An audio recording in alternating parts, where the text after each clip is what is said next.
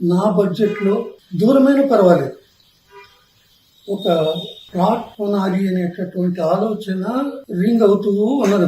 ఆ కాంటెక్స్ట్ లో యూట్యూబ్ లో నేను టీవీ చూస్తుండగా లక్ష్మణ్ గారు డాక్టర్ స్రవంతి మేడం ఇంటర్వ్యూ చేస్తున్నారు. నేను చూడడం మొదలు పెట్టా.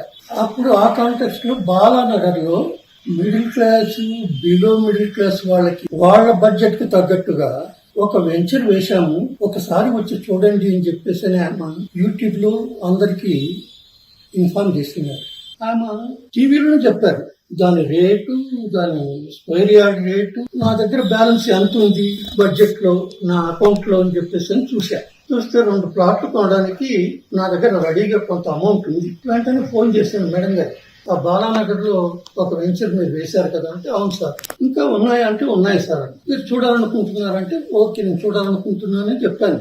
పోయి తీసుకెళ్లి చూపెట్టాడు. ఏవైతే వేకెంట్ గా ఉన్నాయో, అన్సోల్డ్ గా ఉన్నాయో వాటిని చూపెట్టడం మొదలు పెట్టాడు. వెస్ట్ గానీ సౌత్ గానీ ఏమేమి ఉన్నాయో చూపెట్టు అన్నాను. అవి చూపెట్టడం మొదలు పెట్టాడు. వెస్ట్ లో 2, ఆ తర్వాత ఆ 2 ఫస్ట్ బుక్ చేసుకున్నాను. మేడం గారికి మాటల సందర్భంలో ఒకసారి ఫోన్ లో, సార్ కొంటే ఇంకొక 2 కొనండి. ఇప్పుడు 2 కొన్నారు, 150 square yards also, 150, 150, 300 square yards.